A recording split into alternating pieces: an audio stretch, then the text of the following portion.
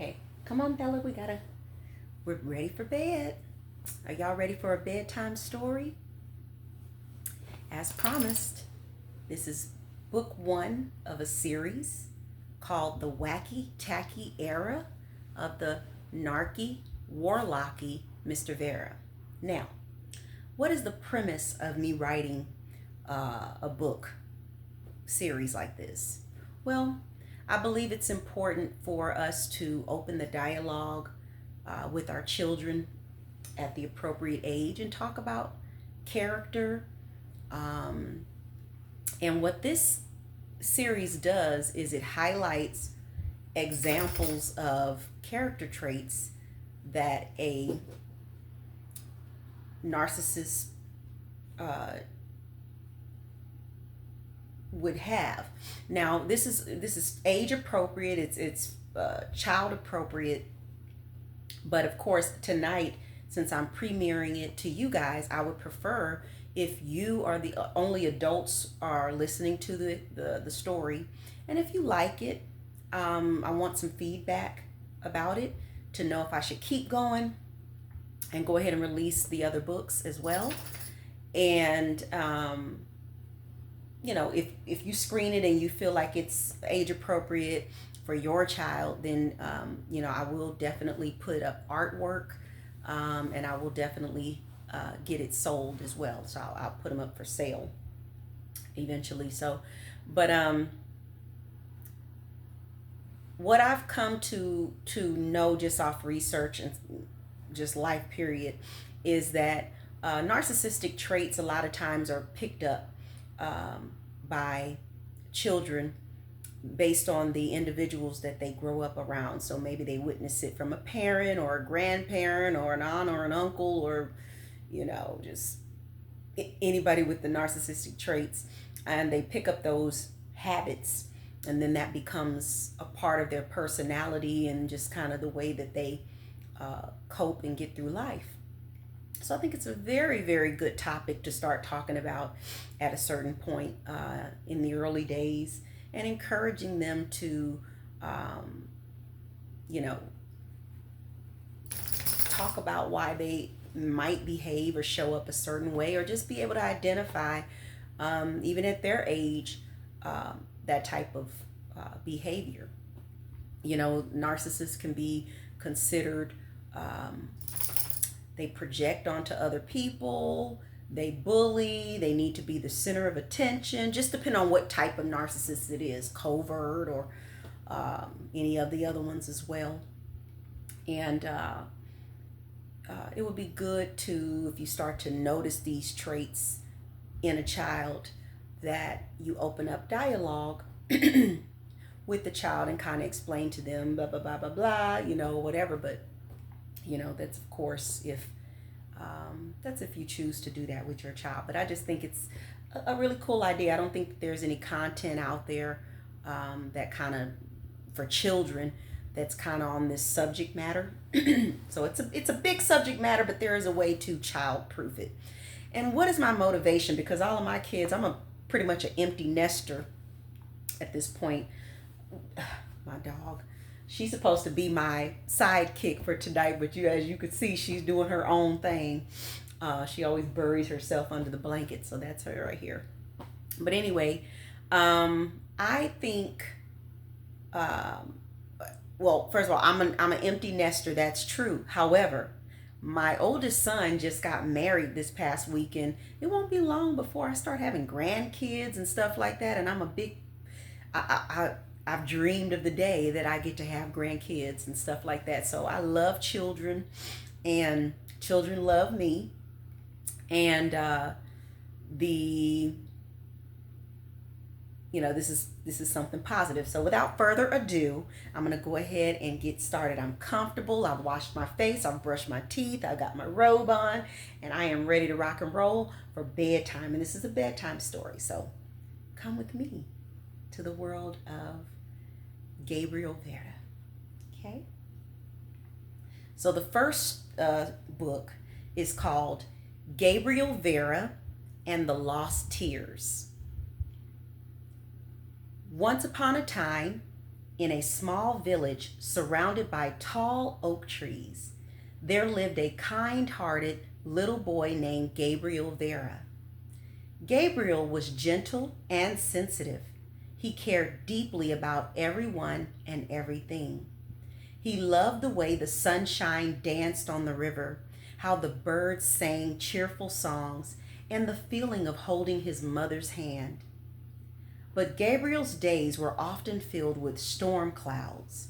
His mother, though always busy, didn't seem to notice the sparkle in Gabriel's eyes when he shared his joys, or the tremble in his voice when he was scared. She would sigh, "Gabriel, stop being so sensitive," as if his feelings were something too big and troublesome. His older brothers were not much kinder. When Gabriel would cry, whether from a scraped knee or a sad story, they would laugh and say, "Cry, baby Gabriel, cry, baby Gabriel." The words echoed in his ears and his cheeks burned with shame. One day, after his brothers had teased him yet again, Gabriel Vera stood in front of his bedroom mirror and whispered to himself, "I'm done. No more crying. I won't let anyone see my tears ever again." He scrunched up his face and squeezed his hands into tight little fists. From that day on, whenever he felt sad or hurt, he forced himself to swallow the tears before they could fall. At first, it seemed to work. His brother stopped teasing him, and his mother didn't sigh as much. But something strange began to happen. The more Gabriel tried not to cry, the harder it was to feel the things he once loved. The sunshine on the river wasn't as bright. The birds' songs weren't as sweet. And holding his mother's hand no longer brought him the same comfort. One evening, as Gabriel was walking home from school, he saw a tiny bird with a hurt wing lying under a tree. He bent down and carefully scooped the bird into his hands. But as he looked at the tiny creature struggling, something surprising happened. Nothing.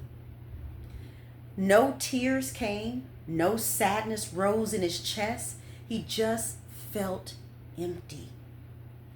Gabriel carried the bird home and placed it in a little box with a soft cloth.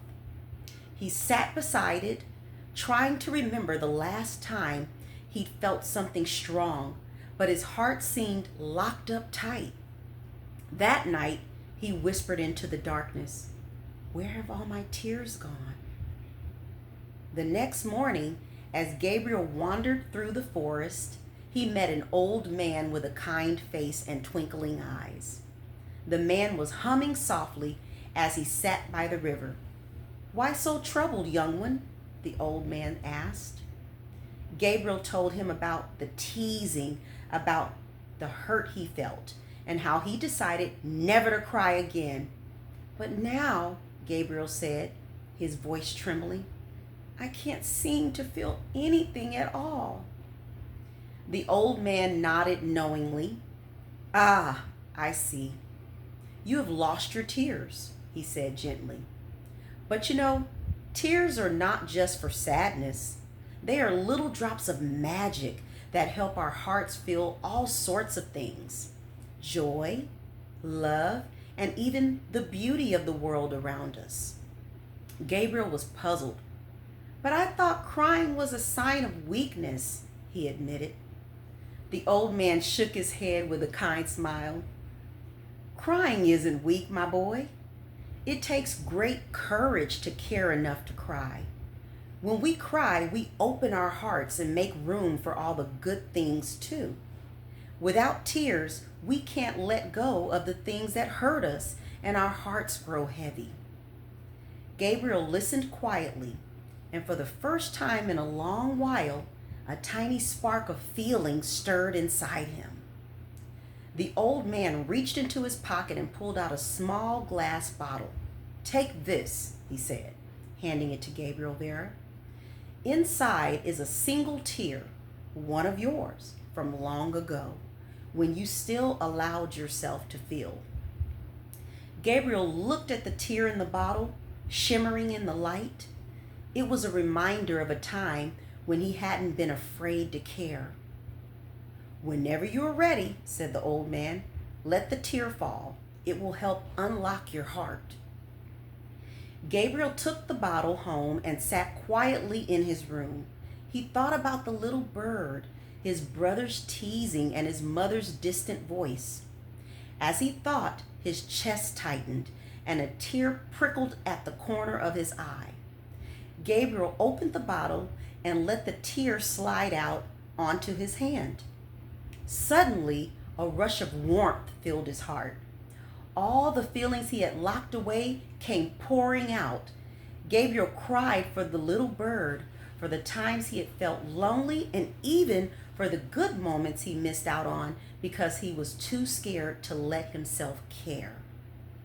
As he cried, something magical happened. The world seemed to grow brighter. The birds' songs outside his window was sweet again.